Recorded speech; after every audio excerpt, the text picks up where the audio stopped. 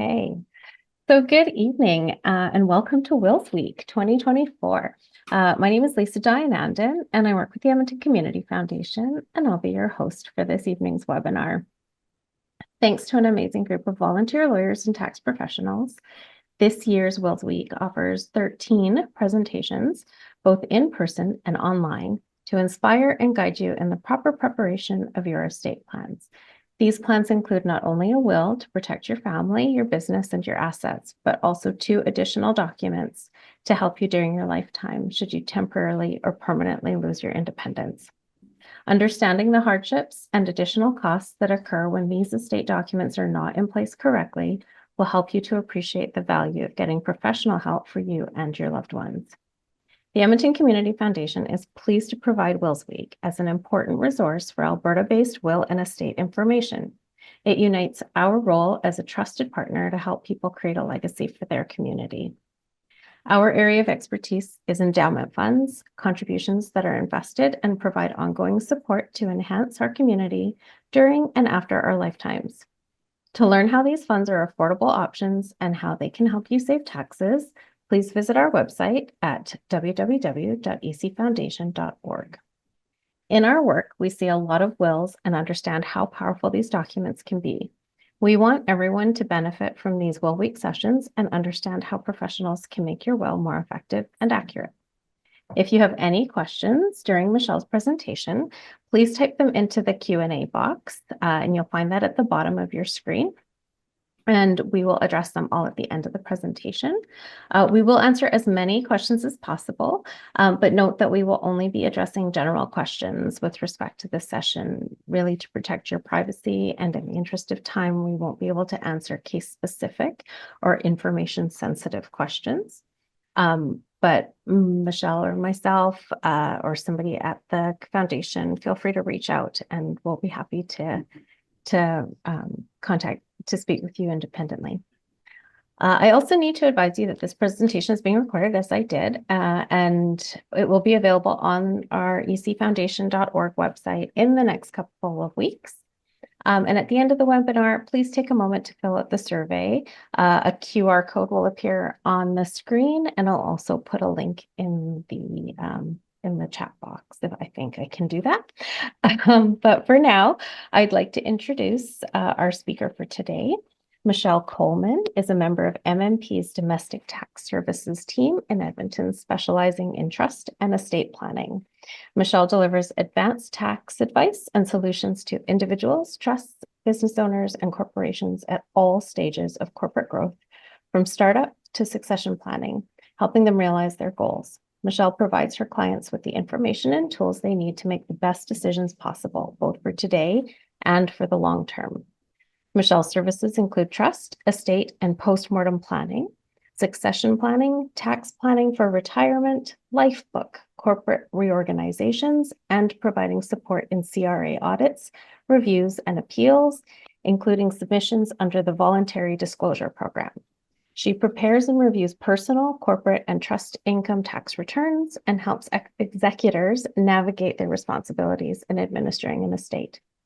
Michelle is a chartered professional accountant, CPA, qualifying as a chartered accountant in 2013. She completed CPA Canada's in-depth tax course in 2017 and received the Trust and Estate Practitioner, TEP, designation through the Society of Trust and Estate Practitioners in 2019, and Canadian Institute of Certified Executive Advisors, CEA, designation in 2020. Michelle mentors students who are working through the Chartered Professional Accountants program and preparing for the CPA Common Final Examination, and STEP candidates preparing for module exams. She is a board member of the Society of Trust and Estate Practitioners, STEP, Edmonton, and past chair of the Member Services Committee of STEP Canada.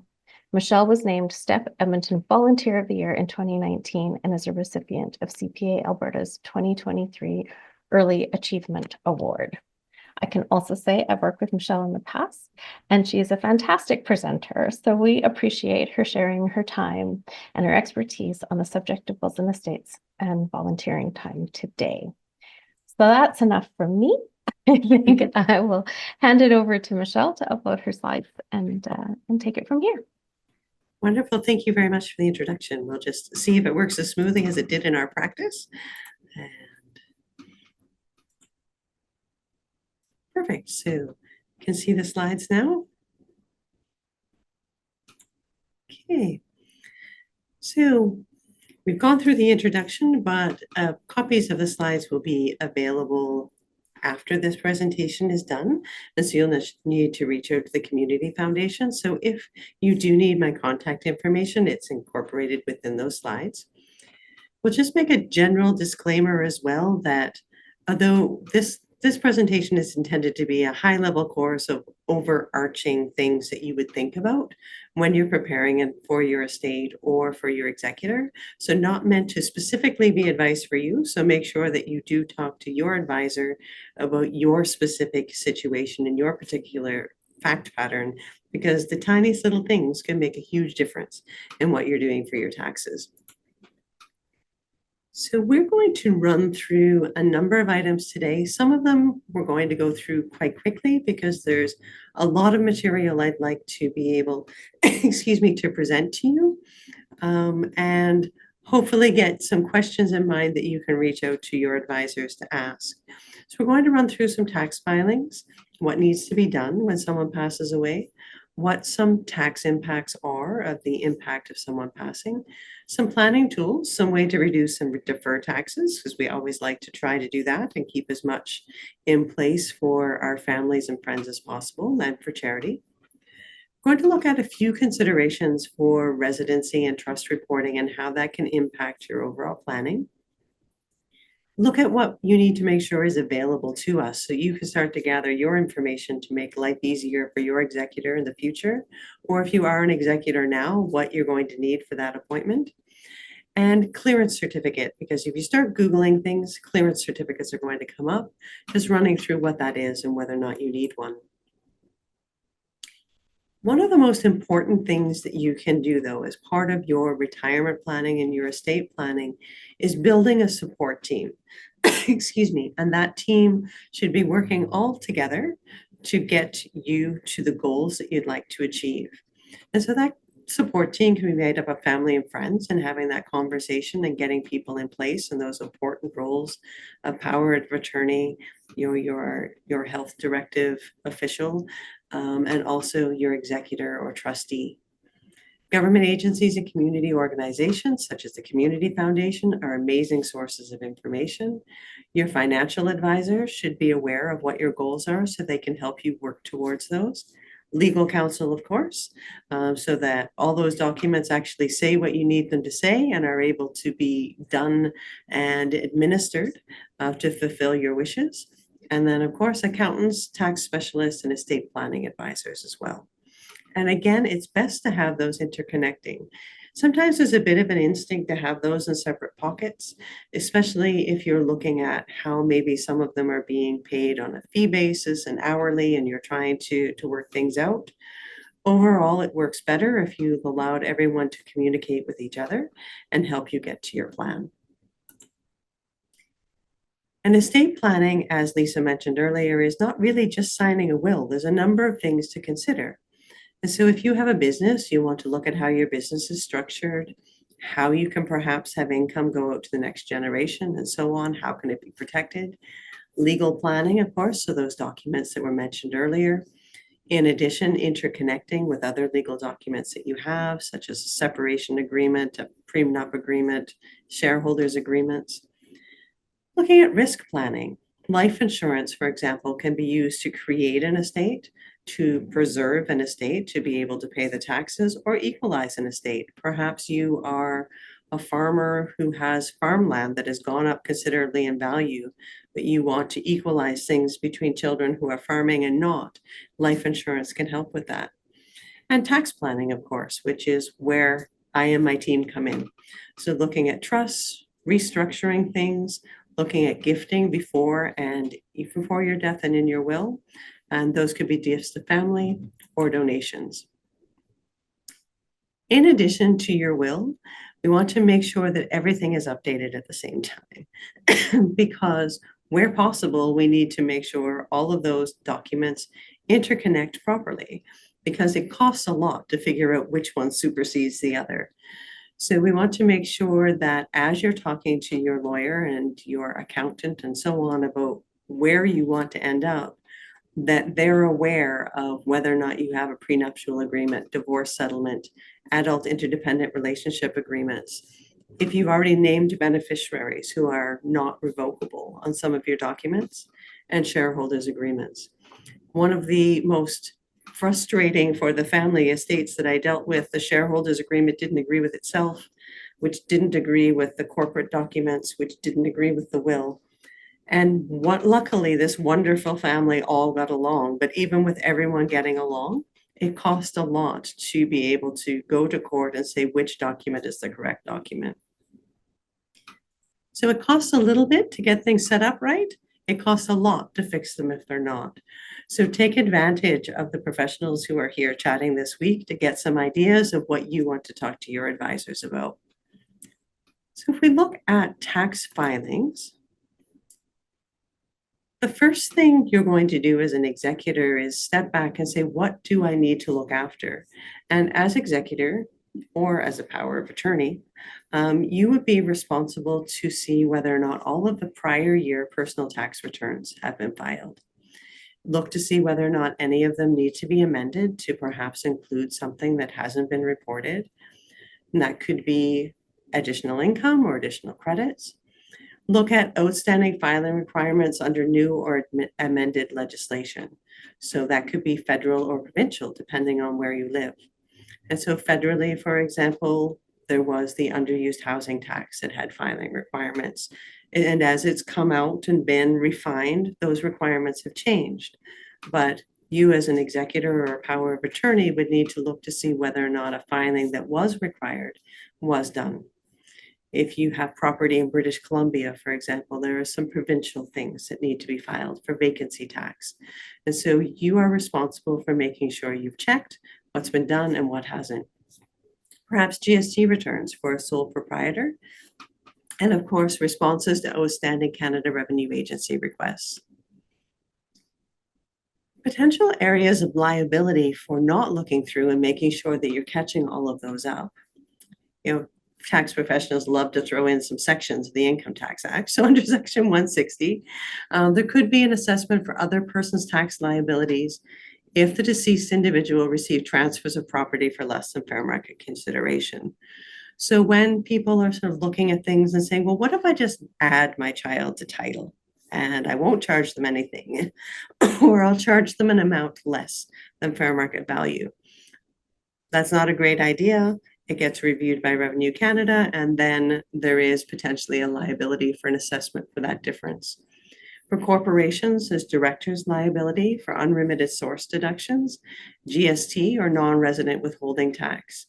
And all three of those are amounts that are in trust accounts from a CRA perspective and wasn't really the taxpayer's money any longer. So those really need to be looked after right away. And then do we have US gift or estate tax on US situs property that's gifted during lifetime or owned at the date of death? The first return, assuming everything else is caught up, the first return that the executor is going to be responsible to complete is the final or terminal personal tax return. And that tax return is the same tax return that you do every year, except it's a shorter year. So it covers the period from January 1st to the date that the individual passed away. Now, as far as when that's due and when the taxes are due, if the death occurred prior to November 1st, the tax return is due the same time it regularly would be, April 30th or June 15th if they were self-employed of the following year. If you pass away late in the year, the executor has a little bit longer to get things gathered up, and that tax return is due within 6 months of the date of death, and the taxes are due at the same time. So from a cash flow perspective, you are looking at those tax bills coming in April or 6 months after death. And this final personal tax return is often one of the largest returns of an individual's lifetime. And so you do want to make sure that you track that and be ready to pay that. The items that need to be reported on that return are the income and whatever deductions you have, same as usual, from January 1st to the date of death. So employment income, interest from the bank, counting fees that you paid, your management fees that you paid. Also credits, so your medical expenses and donations that occurred prior to your passing. Capital gains or losses from January 1st to the date of death. So we're looking at that cutoff date of what am I reporting that happened before and where am I going to report things that happened after. It's going to include RRSP, fair market value balances at the date of death, offset by deductions where possible. And that's where we're able to perhaps transfer it to another individual, which we'll discuss a bit more. RIF, same thing, fair market value balances depending on the successor beneficiary and the contract. The disposition of the principal residence. Up to 24 months of medical receipts, of course, if you haven't claimed them already. Other income deductions and credits as applicable, and then the deemed disposition of all of the assets that are owned at the date of death. And I've put a couple of little asterisks next to that because it is also going to consider your portion of things that you own jointly, or perhaps the entire thing if you've put people on your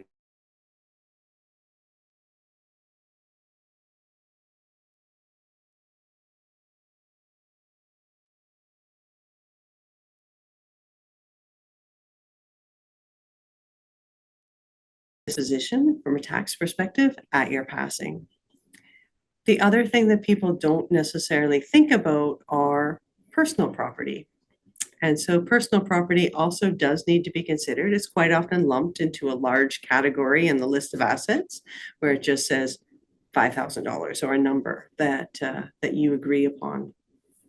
But significant assets and collections like art, jewelry, antiques, those kinds of things you may want to get appraised and deal with separately. Excuse me. The second return that needs to be filed is going to be the estate tax return. And so that's personal tax return was the last one that was filed on the social insurance number. The estate is now a new person for tax purposes and has its own tax number and files its own tax return.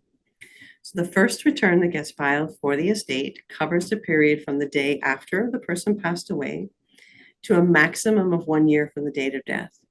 And the reason why I've noted that as maximum is if it's a specific kind of estate called a graduated rate estate, we get to pick a non-calendar year end. So we don't have to wait a whole year if the administration is done, but we do have the ability to go all the way to a year. We would then have to continue to file T3, which is the estate return, for each year up to the wind up of the estate. And if there are any trusts set up in the will, they have their own filing requirement, require their own trust number from Revenue Canada, and have their own filing, which does have a December 31st year end. I apologize, I have allergies and have that funny little tickle in my throat, so I'll try not to cough at you too much. Sometimes people will think, well, I'll keep everything and file everything at once because it might be easier to do all at once.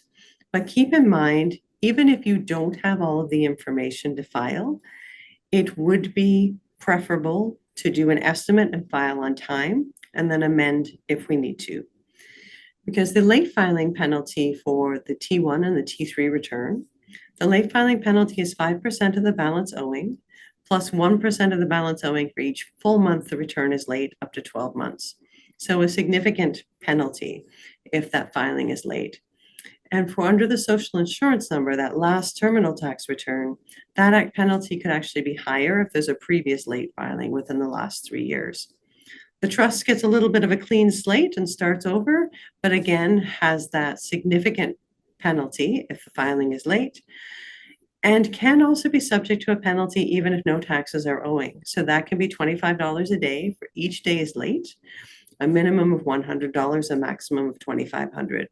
And that can be higher if there's a demand to file issued or there's a repeated failure to file over time, or if you significantly miss reporting income. Trusts and wills, excuse me, are subject to the new reporting requirements for trusts for years ending after December 30th, 2023.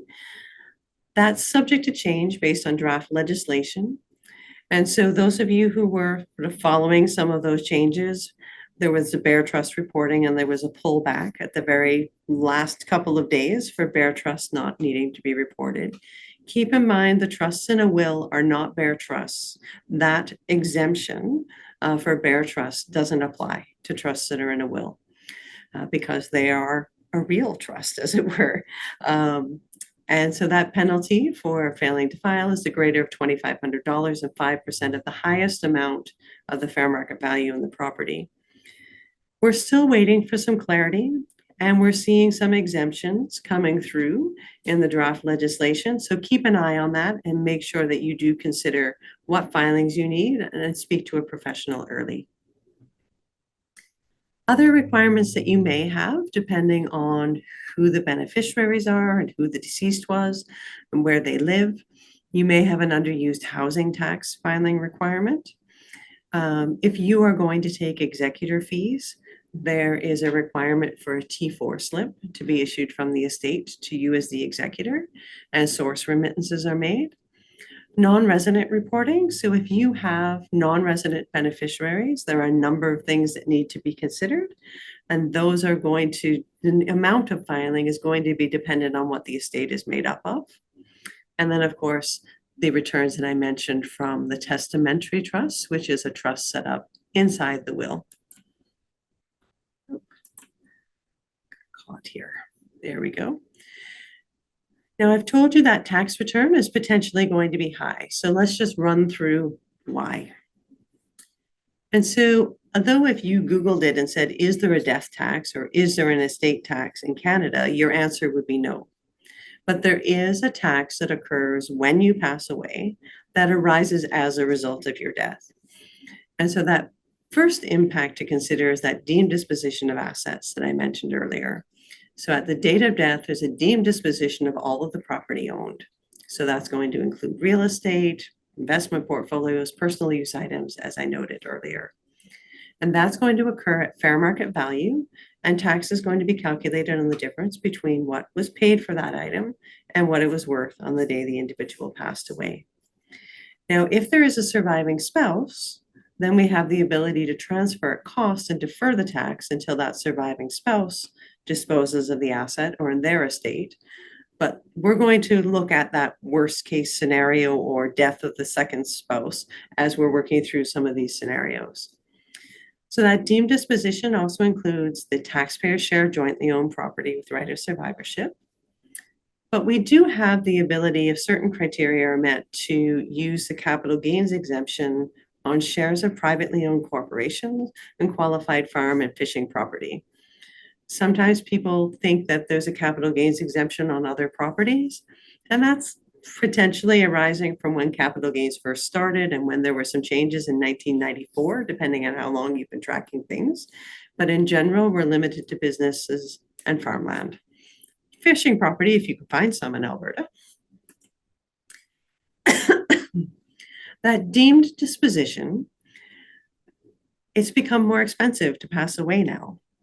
Because the capital gains that we were talking about from the deemed disposition, prior to June 25th, that capital gains inclusion rate was 1/2 of the capital gain. So you only paid tax on half of the increase in value. And that tax would be paid based on what your tax bracket was. And the highest personal tax bracket is 48% in Alberta right now. The changes to the capital gain inclusion rate, so gains after June 25th, now have a 2/3 inclusion rate. So there is a higher tax now on capital gains during your lifetime and in your estate. Individuals do have an annual threshold of $250,000 of capital gains that are taxed at the 1/2 inclusion rate, and then anything above that is going to be at the 2/3 inclusion rate. And graduated rate estates have that annual threshold as well. So there's a bit of a break, but considering that you've been sort of gathering things to be able to pass a legacy on to family for your lifetime, this buffer may not be enough to cover off things. And so even if you have a plan in place already, and you're thinking that perhaps insurance will cover it, or you've got this nest egg that's going to cover the taxes, you should look at revisiting that to see whether or not you still have sufficient reserves. Tax impacts of items that pass outside of the estate. So when we get that probate listing and say, these are our assets, our next question to you is, what else did they have that's not on this list? And so items that pass outside of the estate, excuse me, for legal purposes, still have a tax impact. And I know I sound like I'm pounding this in, but it is something that people do miss quite often. So items with specific beneficiary designations. So often as an executor thinking, well, that RRSP account never made it into the estate, but it's still taxed on the final personal tax return. So the individual beneficiary got that money outside of the estate, and the estate is paying the taxes. So we need to make sure you're balancing your planning to see where things are and where the taxes are going to be paid. Life insurance with a specific beneficiary also passes outside of the estate. Now, life insurance is likely not going to have a tax impact. I say likely because sometimes there's a little bit of a tax impact on what the death benefit was and what income might have been earned on it while it sat in an account before it was released. And some insurance policies have an investment component. But in general, life insurance is tax paid. Jointly owned items with rights of survivorship would include things like joint bank accounts, investment accounts, real estate, and other property are the things we see most often. And so we do want to make sure we're considering not just adding people to title for estate planning purposes without defining what your meaning and purpose were, but also considering those new filing requirements for bare trusts and keeping an eye and talking to your advisor about what those are. Because you're potentially trying to avoid a probate fee by adding someone to title and creating an annual filing requirement. So you're ending up not really saving what you were hoping to save. Principal residence, excuse me, is one that we do get tax free. Now, that being said, there's some criteria that need to be met. So at the date of death, there's also a deemed disposition of the principal residence that's owned by the deceased. If there's a surviving spouse that's going to remain in the home, administratively, CRA does not require this designation to occur, but on the death of the second spouse or on the sale of the property by the second spouse, it is essential to designate that property as the principal residence for the number of years it's going to be claimed, because that designation being missed is a significant penalty as well. Now, we can only claim one principal residence in any year. And so we do need to get some history from you on what other properties you owned and whether or not they overlapped and whether or not you claimed another property as your principal residence at some other point in time. And so we make sure we don't overlap in any of those years. The property doesn't have to be a property in Canada. And so if you have a property perhaps in the United States that's gone up in value more, that might be the property we would use a principal residence exemption from. So get together your history and talk to your advisor and see where the best place to claim it would be. But keep in mind, this designation doesn't have to happen until either there's a change in use on the property, perhaps you start renting it, for example, or you sell it, or in your estate. So it's a decision you don't need to make immediately, but keep in mind that we will want to look at all of the real estate when we're making a decision of what to file. The RSPs or RIFs, that general rule is at the death of the annuitant, it's considered that the annuitant received the fair market value of all property held in the plan or the fund at the date of death.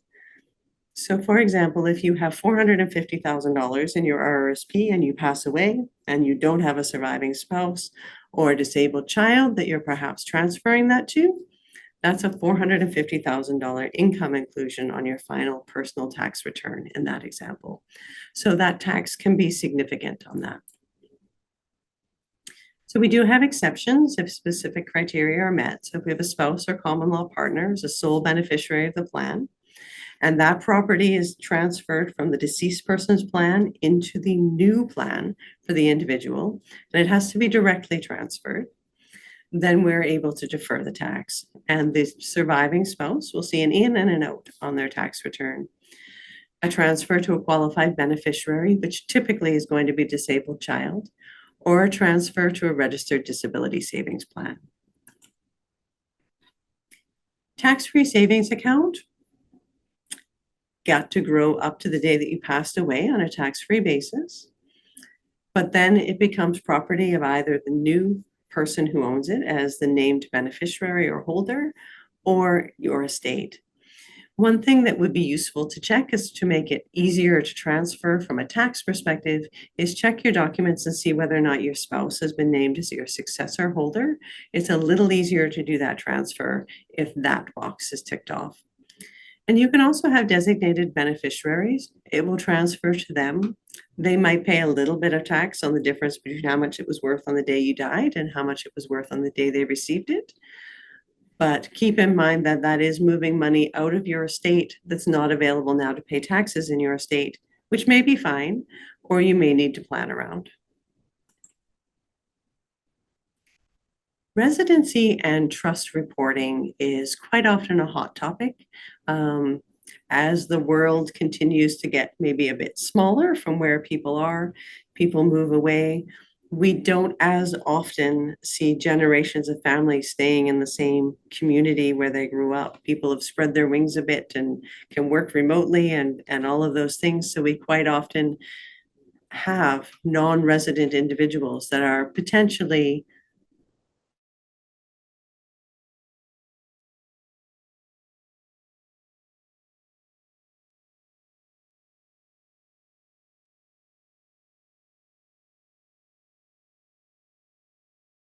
it's a little easier if it's someone who resides in the province where you live, but definitely within the country. Oh, my internet connection's unstable, so hopefully I don't get lost here.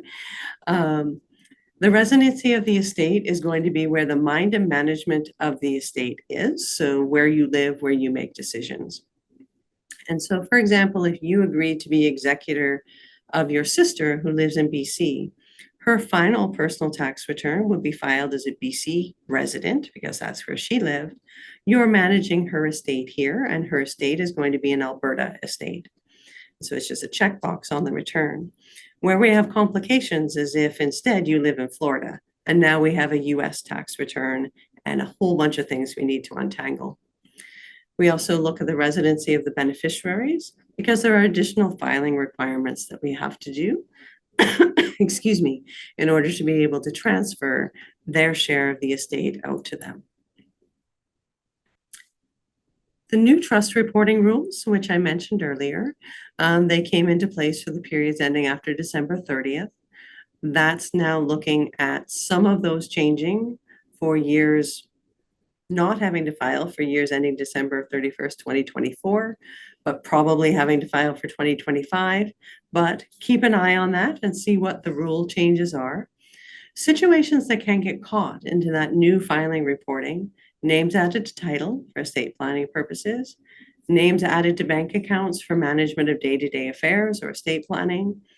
But there are a number of exemptions and accounts that have been in place for a short period of time, or accounts that have a small amount of money in them, comparatively speaking, to the size of your entire estate.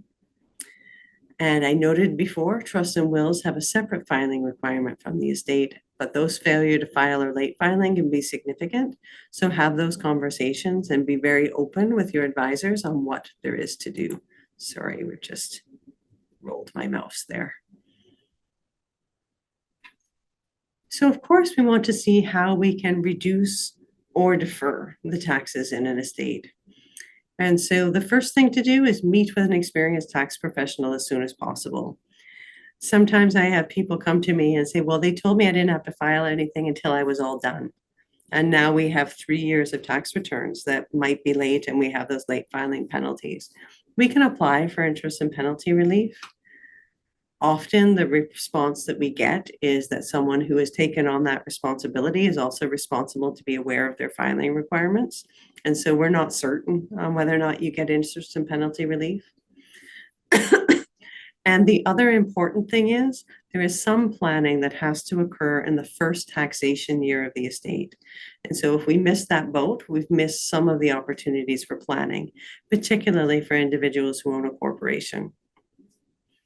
We want to make sure we consider the use of spousal rollovers So that transfer to your surviving spouse at cost, transfers to qualified beneficiaries, setting up qualified disability trusts or Henson trusts to preserve the AISH benefits of your beneficiaries, elections to opt out to avoid the loss of carry forward losses or deductions or credits. So not leaving anything on the table that CRA already has on file that the deceased hasn't used. Check whether or not we've got the capital gains exemption available on those special kinds of shares and special kinds of property. Make sure we use the principal residence exemption. And we also want to manage trusts that are set up within the will and in the current estate in such a manner that the graduated rate estate status is not lost. From your perspective, when somebody says we're going to designate the deceased estate as a graduated rate estate, it's a checkbox on the tax return. And you think, well, that's awesome. For us, from a planning perspective, it means that you have a non-calendar year end. You have the ability to carry some losses back from the estate to the terminal tax return, which can be significant. And also, we have graduated tax brackets like as a person. So 25% up to this much, 32%, and so on. If that graduated rate estate status is lost, every dollar that's earned within the estate is going to be taxed at the highest personal tax bracket of 48%. Now, what I mean by managing the estate as it's set up to preserve that status is it needs to be independent. So you can't take the insurance that was paid to an individual beneficiary to pay the estate taxes because that beneficiary has put money into the estate. As the executor, you should not be using your own money to pay estate expenses. Now, that being said, there is a period of time where bank accounts are locked or you need a credit card to pay for something. And there is an ability to make those payments and get things moving along in the administration of the estate. But make sure if you're an executor that has done that, that you are repaid that within a year. And so that we don't mess up that graduated rate estate status and lose some of the ability to plan. Other ways to reduce or defer tax, or unfortunately, sometimes find out there's a little more tax, obtain copies of the previous personal tax returns and review the Canada Revenue Agency history of the taxpayer to make sure that we've used any losses that are carried forward, unused donation receipts and unused medical receipts. And so those are your primary things that are going to be carried forward and perhaps not used. We do sometimes discover, though, that there are items that perhaps haven't been reported by the individual prior to their passing. So, for example, things we see often are perhaps they're getting a foreign pension. And so people quite often think, well, there was tax withheld on it before I got it, and I didn't earn it here in Canada, so I don't need to put it on my Canadian tax return. In Canada, you're taxed on your worldwide income. And you would also receive credit for the taxes you'd paid in the other country, assuming that we have a tax treaty with that country. And so that pension does need to be reported. So sometimes we have to do that voluntary disclosure that was mentioned in my intro to sort of go through and catch up. Or sometimes people don't realize that they need to report if they own more than $100,000 of foreign assets. And so there is the opportunity to look through for credits and deductions, but also looking to make sure that you haven't missed any filing requirements that are outstanding. One of the most effective ways to reduce or defer your tax in your estate is looking at donations, which is where we tie in really well the community foundation and getting information from them on how that can help. So you can donate a life insurance policy or your registered accounts, for example, or a specific bank account for that matter. And that donation of that policy will be a full donation of that value. And with life insurance, there's some back and forth on when you get donation receipts, but you will get donation receipts for life insurance policy, either for the premiums or for the amount of the insurance, depending on how you've set up that planning. For the registered account, you would get a donation receipt for the full amount. You can also donate assets such as land, art, jewelry, collections, etc. Those need to be valued by the charity that's receiving them to determine what the donation receipt would be. What we see most often, though, of course, is the donation of cash, but the donation of securities and mutual funds for both donation planning during your lifetime and in your estate is one of the more effective ways to donate, because we're helping save taxes by saving tax on the capital gain, but also you're getting a full donation receipt. So it's a win-win. And so we're going to run through an example of how donating securities can be a little more effective from a tax perspective than cashing something out and donating the cash. Now, in this example, I've used the 50% inclusion rate, assuming that the individual wouldn't have more than the $250,000 threshold where it's 50%. So if we just run through an example, that's a pretty simple one.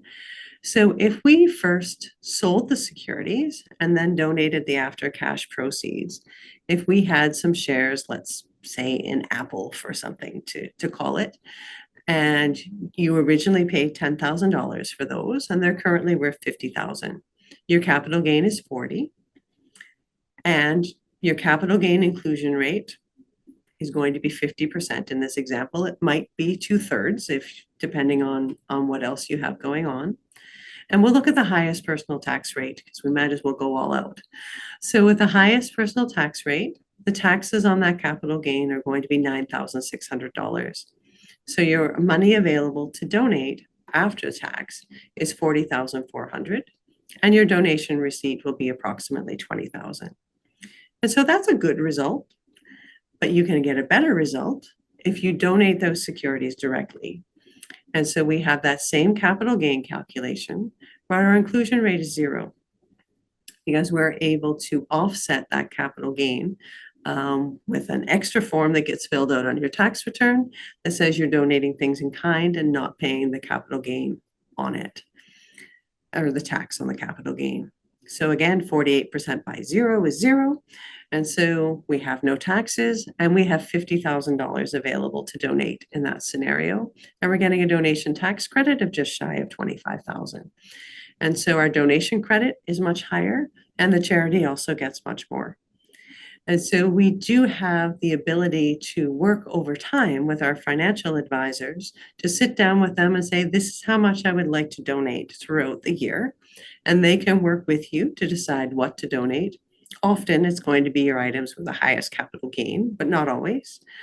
And look at them. They can then keep in mind that you're going to want to donate this amount over the year or over the month or whatever time frame you set, and make sure that they're looking at what the market's doing and work together with that as well.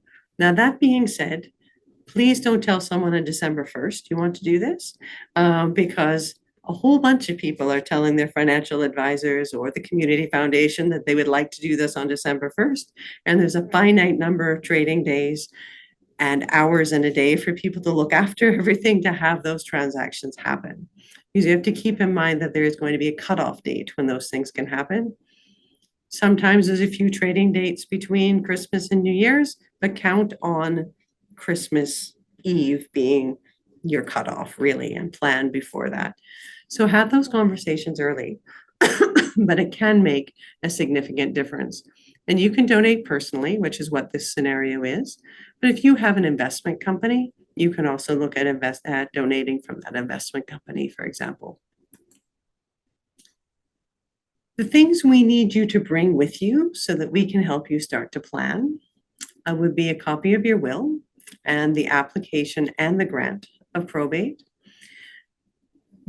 I warn people the first time I meet them that I'm going to come across as incredibly nosy. And so part of that is when we're leading up into doing the planning, because it's wonderful if we can do planning ahead of time.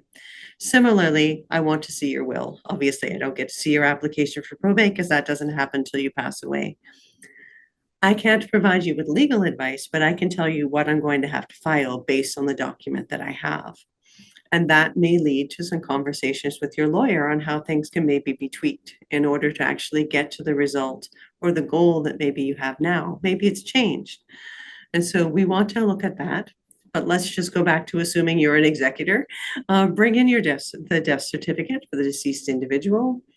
If you can find them, copies of personal income tax returns that were filed for the last 3 years. That lets us look through and see if there's anything that might be missing. Like, for example, I was dealing with an individual who, they were saying, well, I have quite a small estate, so we're trying to keep this very focused. But when we were looking through, we could see that there had been tax slips issued from Canadian Western Bank for the last 3 years for a RIF. And so we were able to say, well, did you find any statements or record that they had this bank account? And as things become more digital, there's less often the ability to rifle through a filing cabinet and try to find what bank accounts people have. And so we had a whole other bank account to be able to add to that estate by asking the question, did you find anything about this one? Summaries from investment brokers. Client records if personally traded. So this is your hint that if you trade directly, keep track of what you're paying for those shares and when you're trading them and what you have in stock, because it is horrible for someone else to try to put this together for you. Indicating the fair market value and the adjusted cost base of all of those investment accounts. And that's actually going to include your registered accounts. So your RSP, your RIF, and your TFSA accounts at the date of death. The reason why we want to see those non-registered accounts as well is so that we can see what you're invested in or had been invested in, so that we can determine whether or not there may be a US estate filing requirement as well. If an individual has more than $60,000 of investments directly in US corporations, there might be an estate filing requirement. Now, before you panic, please do not plan your financial advising about whether or not you're going to have to file a US tax return. It's really not that hard to do, and there are people across the city trained to do it. But we do need to know when that is, because that filing deadline is sooner. We need the adjusted cost base and the fair market value of personal assets and property. Now, your fair market value, that's straightforward. That's what somebody who is not related to you would be willing to pay for what that item is. Your adjusted cost base could be made up of whatever you originally paid for that item, what adjustments you were perhaps able to make when tax rules changed, like, for example, when capital gains came into place, or in 1994 when we could do a bump up, or if it's real estate, perhaps the cost of adding things to that home or building to make it more valuable. And so make sure you're tracking those costs over time. And we also need the history of ownership, year of purchase, and use of real estate, including your principal residence. And then, of course, income slips and receipts for deductions or credits. Big question now, how are the taxes going to be paid? And so you want to plan for that payment of taxes. You want to meet with an advisor early to quantify that potential tax liability. Once that amount is known, you can consider what options you have for future payment of the tax. You perhaps have to sell or liquidate an asset. You may have to look at whether or not there's life insurance available. And of course, tax planning to see what we can do. And some of those things are useful to talk about before you pass away, because if we sat down with you and said, what do you own and what would your tax bill be? You can then say, well, I don't know if I have enough to cover that, or I don't want all of that coming from having to sell something quickly, or I don't have enough insurance. And so having those conversations with your advisors and your family early of what your intentions are, and also just having that conversation. Sometimes people don't want the stuff that you're planning to give them. Perhaps someone doesn't want to take on the responsibility of a family cottage. So what else are you going to consider maybe doing with it? Executor fees, I like to bring up only because people don't always realize it's taxable income to the individual who's receiving it. Limited deductibility for it on the estate tax return. And it is taxable income that you might want to plan to get some of your money over more than 1 year. And also, your tax advisor needs to know in advance of you paying that executor fee out, because we need to calculate and tell you what needs to be remitted for CPP and your taxes for the year. A clearance certificate is that final document in your process of administering the estate. It doesn't mean that you've already given everything out. It does mean that you've gotten to a point where what you're holding now is not earning any more income, because you are going to keep a holdback of assets and funds until this clearance certificate is received from Revenue Canada. So a clearance certificate confirms the estate of the deceased individual has paid all its taxes, interest, and penalties for the estate and the deceased individual. And it allows you as a legal representative of the estate to distribute assets without the risk of personal liability if amounts are owed to the Canada Revenue Agency if there's a future reassessment. It doesn't cover GST or source deductions if the person had an employer, so you're not completely off the hook, and make sure you gather all that together. But if we ever have more than one person involved in an estate, we recommend that you do get a clearance certificate from the Canada Revenue Agency to give you some protection. And sometimes even if you're the only person involved in the estate as both the executor and the beneficiary, it's nice to have that piece of paper that says that it's done. And so taking that extra step is worth it for the peace of mind. And that was a lot of me talking and throwing a whole bunch of information at you. So I do apologize for that. There was a lot I wanted to get through. So hopefully we maybe have some questions. I'll stop sharing my screen so that we're up here on the screen, and happy to answer questions. Thanks so much, Michelle. We do have one question, Mhm. but I'm going to just say to everyone, like, feel free to keep sending them. So the question is, if a husband passes away in June without a will, but he has a spouse and has been married to and living with her for over 10 years, does his will need to be probated? How would they split pension income if her return is reportable ending December 31st? Will the CRA allow the spouse to tax file on his behalf if he did not have a will? Okay, so we've got a mix of tax and legal questions there. Okay. So whoever's asked that question, make sure that you attend those Administration 101 courses and some of the ones with lawyers as well. So if someone passes away without a will, instead of applying for a grant of probate, you would be applying for a grant of administration, which gives you the same ability to manage someone's estate. Now, sometimes if most of the assets are held jointly, like in this example, the couple has been together for a significant amount of time, perhaps they hold most things jointly anyway.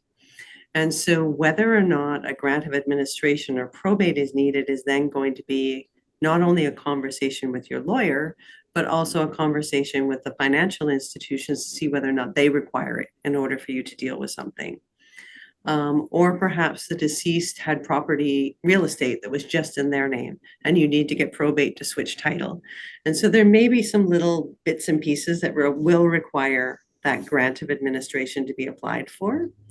Now, as far as filing your tax return, if there's no will and no grant of administration is needed to administer the estate from a legal perspective or to fulfill requirements with your financial institution, there is a separate document that can be filed with the Canada Revenue Agency that says, I am taking responsibility for this person's tax filings.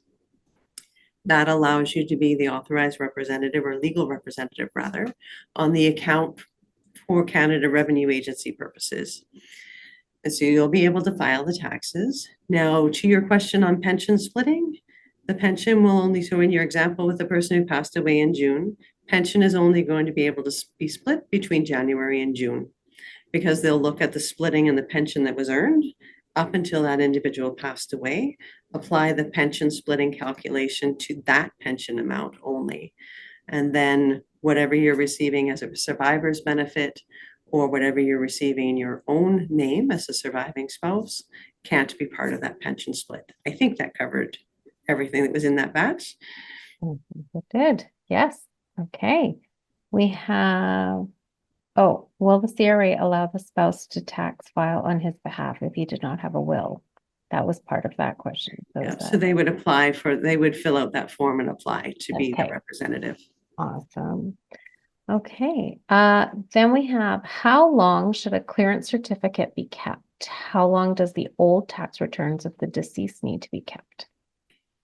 And so the same as any tax documents, they should be kept for at least 7 years. So it's 7 years kind of plus one because it's 7 years after the last tax return was filed. So think of it as 7 plus one. Anything so the clearance certificate similarly would be considered to be a tax document and part of what you keep as part of that overall packet of documents you have. That being said, if you have been the executor for your father, for example, who passed away first, and you know you're going to be executor for your mother, keep copies of your father's death certificate and your father's clearance certificate and your father's final tax return until your mother passes away as well. And then keep those ones for 7 more years. Because there are documents from the death of the first spouse that are going to be needed in order to deal with documents on the death of the second spouse, because we need to prove what happened on that person's return, particularly when we're using the capital gains exemption and transferring farmland and some of those big ticket items. We need to be able to prove what happened. Having a copy of that return is vital. If you have a 1994 tax return that you did a tax bump up on, keep a copy of that, even though it's long past that. And if you have inherited something, keep a copy of that tax return until you sell that item. And so if you've done your parents' tax returns and you got farmland, keep that tax return of theirs until you sell that land or in your estate. Again, because we have to prove what that cost is. In general, though, 7 years plus one. Wonderful. It's awesome when people come in with the 1994 document. You're like, that's great. Now I know exactly what it's for. I don't have to guess. Question, can I, instead of an executor's fee, mention the executor name in the will and just give them a dollar amount? You can, as long as you don't, as long as you're just purely giving that as a gift and you don't say, I'm giving you $5,000 because you're looking after my estate. If CRA reads a document that says you got $5,000 for looking after your estate, that's an estate fee or an executor fee. So And it's in so the the wording. So wording that's would have to be a That's gift. a legal, again, Mhm. a legal Yeah. thing. Okay.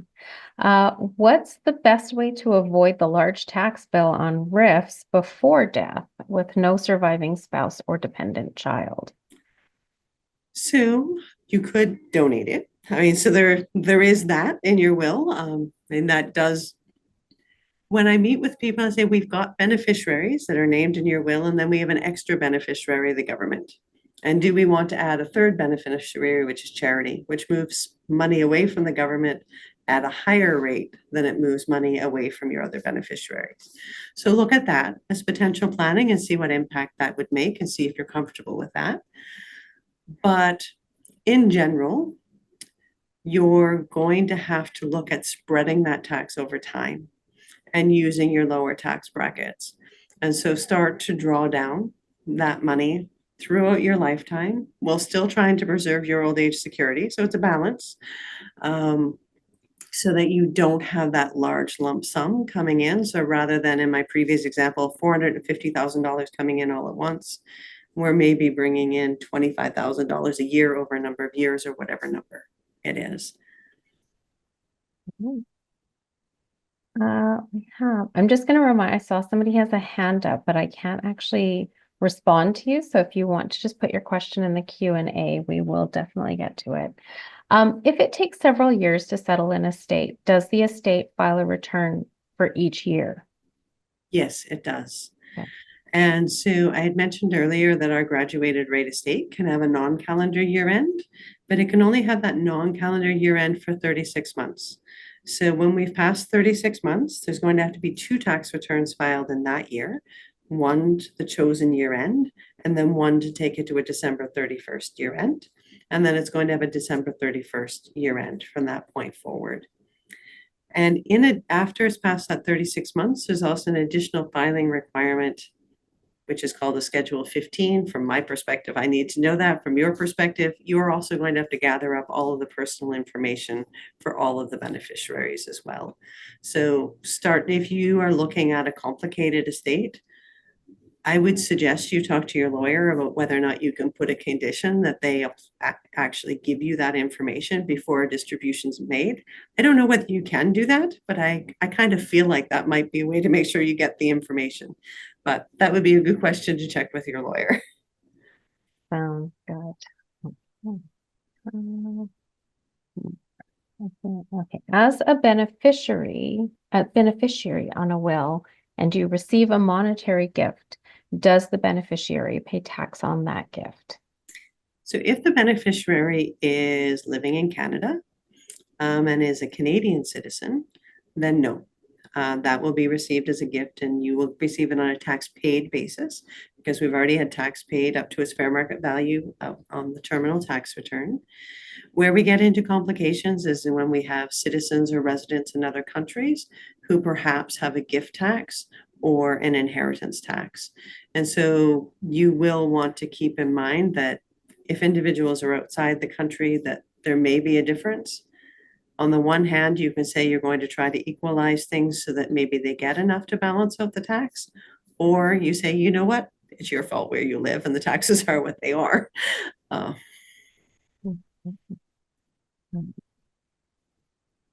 Before obtaining a clearance certificate, does all of the estate's assets be such that they are not earning any income? For example, not in interest earning accounts. So when we get to the point where we're filing for a final clearance certificate, yes, we need to be in a position where we're not expecting to earn any more income so that we don't end up in a cycle where we're getting a clearance certificate, but we're filing another tax return and we're not quite done. And so if though you have a situation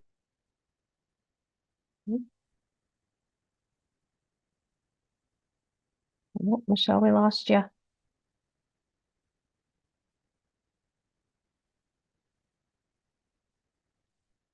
there's been a delay, Oh, yeah, you we can file for a lost you for a partial. minute there.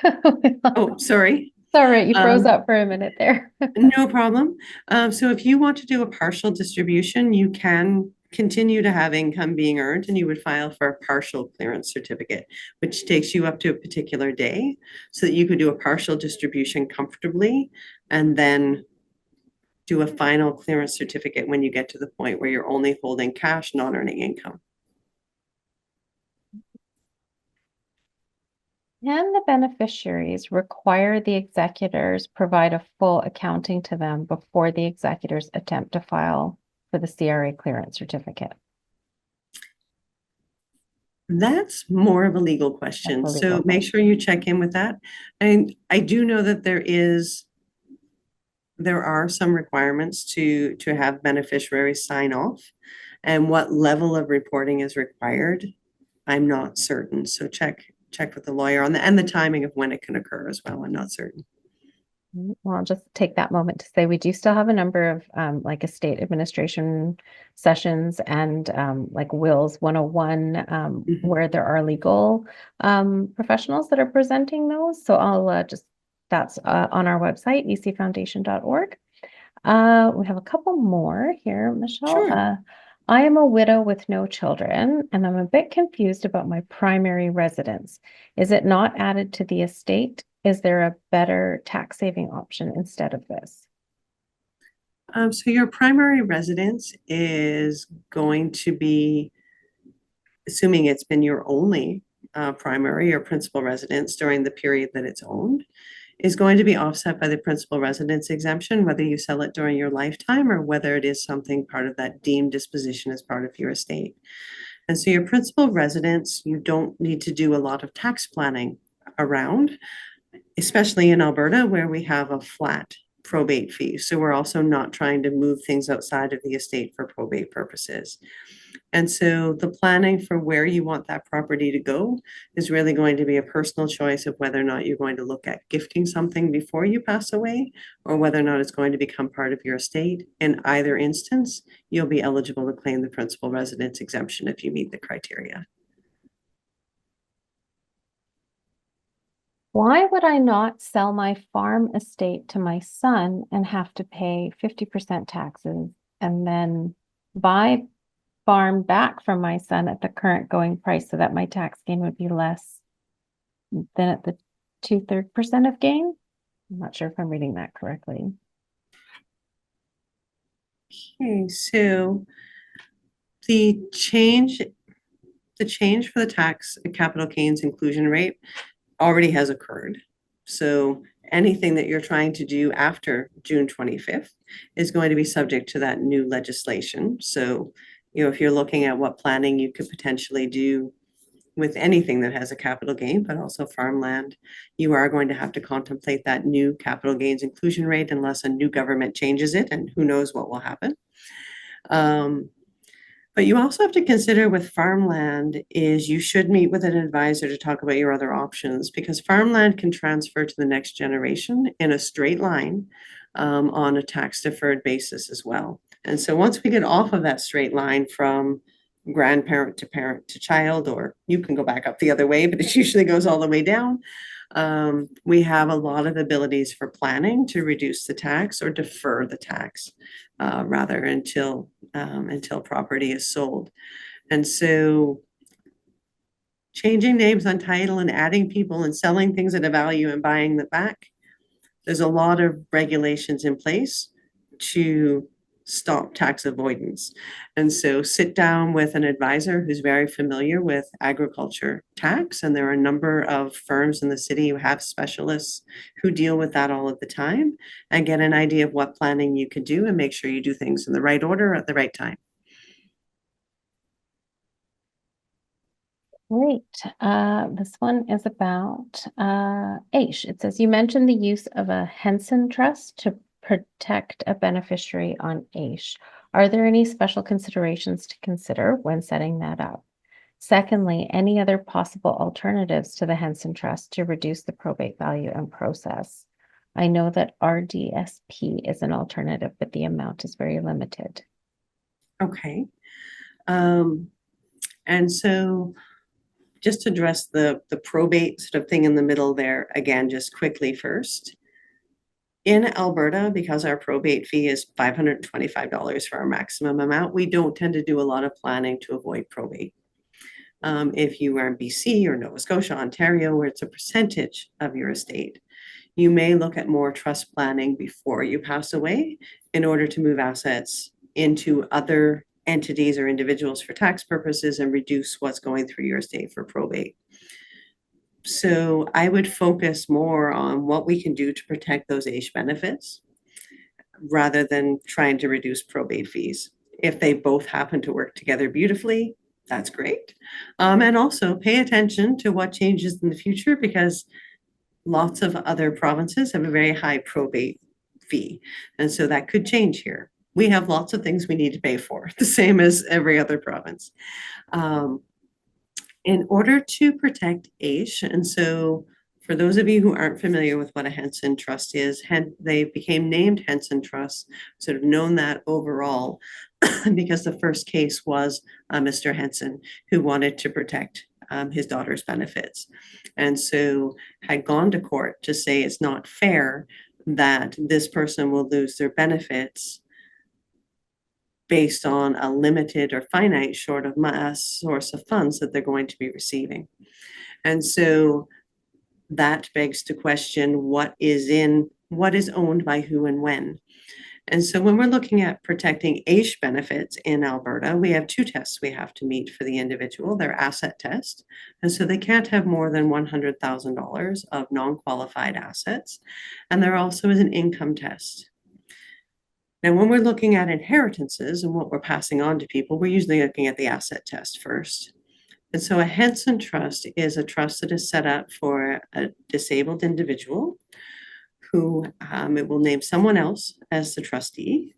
And it is absolutely discretionary upon the trustee of how much income or how much capital, which would be sort of the principal equivalent of a trust, that they allocate out in every year. And because there's absolute discretion on how much is allocated out, then the agency that's giving the benefits out can't say that that's something the person has a right to or it belongs to them. And so that's from a tax perspective. That's where that all flows through. Again, we always connect with a lawyer to make sure those trust deeds are worded or those wills are worded to make things actually kosher legally, and then how we have to deal with them for taxes. But the discretion is what's important for the definitions for tax purposes as well. And also with the discretion, we can make sure that they try to meet the income test by what we allocate out for income in each year. We also want to make sure that your will is worded in such a way that we can designate that trust as a qualified disability trust, which is a certain kind of trust in the Income Tax Act that allows it to have graduated rates like a person does as well. So we don't have every dollar being taxed at the highest tax bracket if it's staying in the trust. And so again, making sure we have that discretion, making sure that nobody else has access to the funds during the disabled individual's lifetime. And so if you are in that situation, make sure you reach out to advisors who are familiar with both of those scenarios to make sure we're lining up that planning. Michelle, is there a formula for executor fees, or how is the amount determined? Again, a legal question. Okay. I just anecdotally know what people ask for. So sometimes people just say, I think it's worth $3,000. And they go to the beneficiaries and they say, I think I had $3,000 worth of work, and hopefully they say yes, and everybody's happy.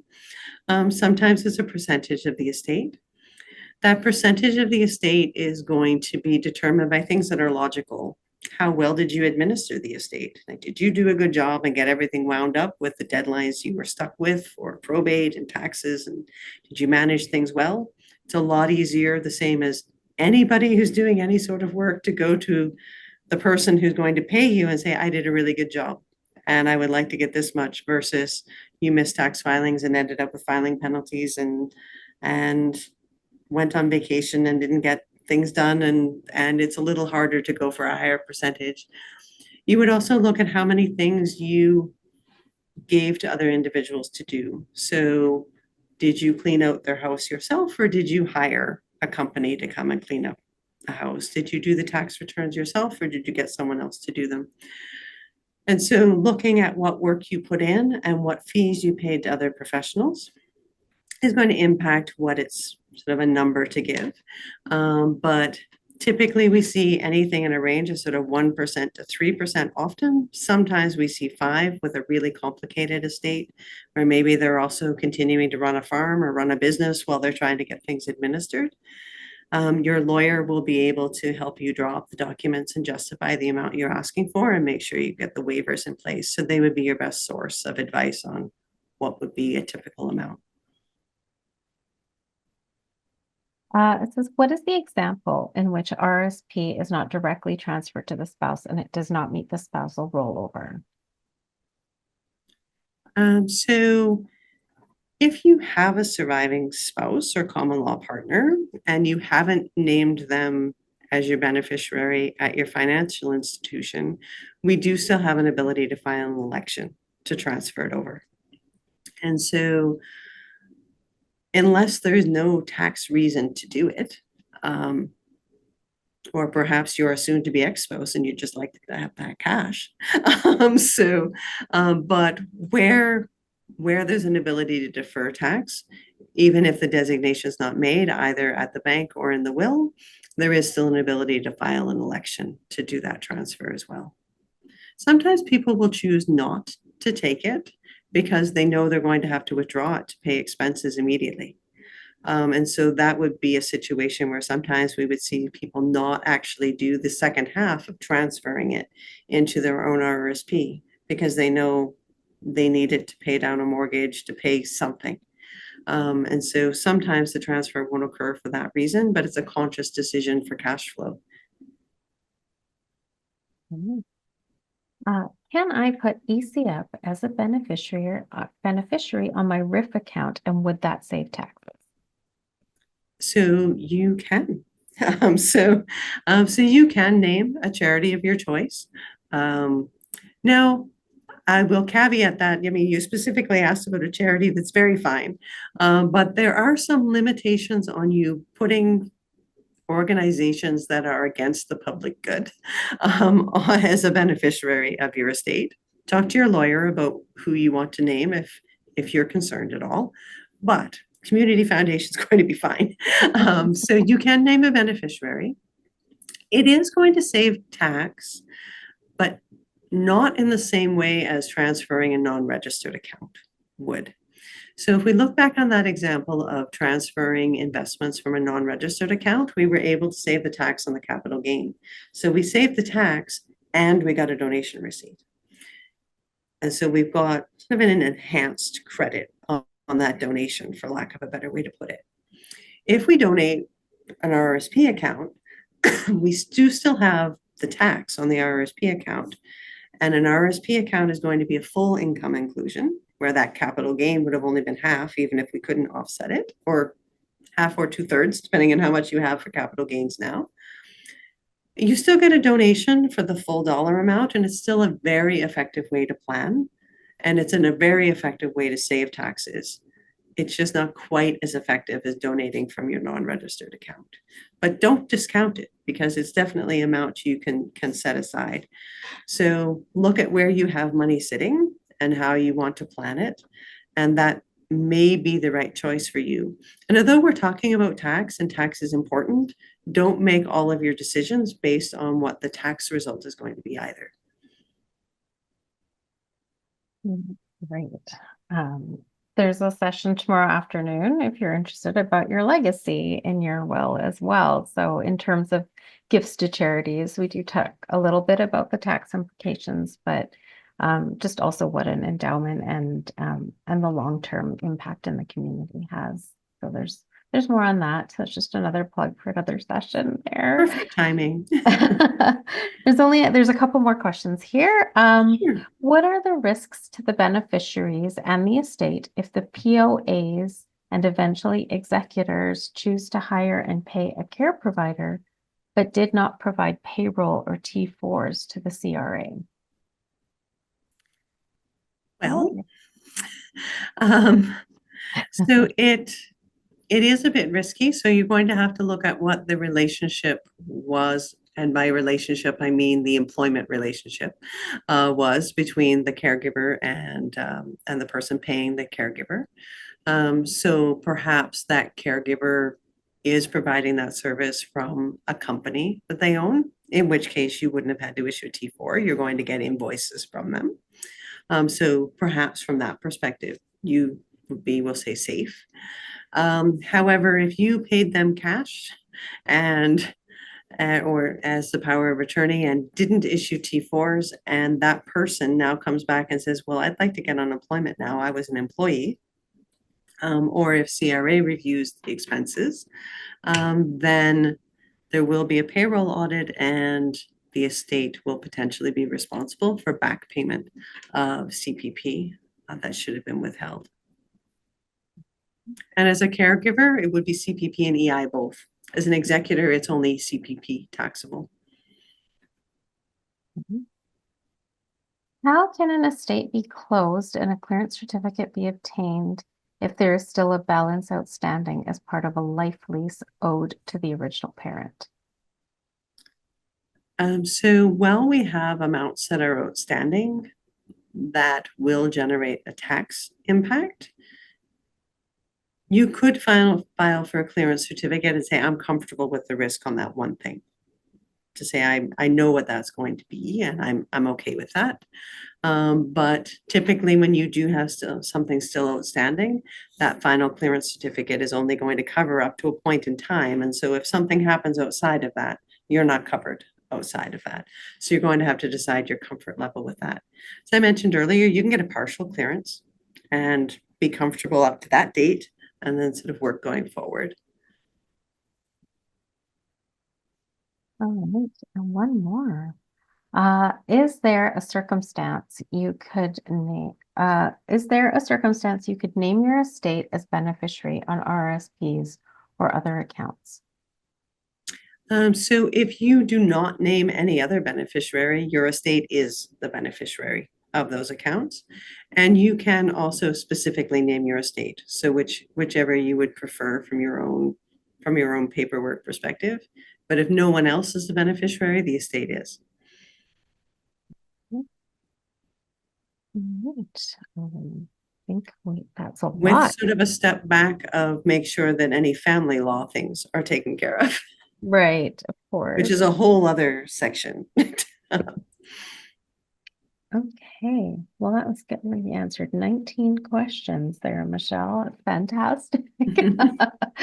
So thank you so much, Michelle, for taking time to share your expertise and volunteering to do this. These webinars just wouldn't be possible without your support. And on behalf of the Edmonton Community Foundation and the Volunteer Wills Week Committee, I'd like to thank everybody for attending this evening. I hope that you found the information presented to be of value and that we've answered some of your questions about preparing or updating your will and the tax benefits or tax implications is what I should say. For a list of all the sessions, please visit our website. I put the link in the chat. Do take a few minutes and answer the survey because your feedback is really important to shaping Wills Week in the future. And thank you so much for joining us. I'm told that we will be sending out the slides. So with the email that you've registered, you should receive the slides. In that, it's got Michelle's contact details, and you can reach me or any of my colleagues. All of our information is also on the Edmonton Community Foundation website. So with that, I'll say thank you and good night. Good night.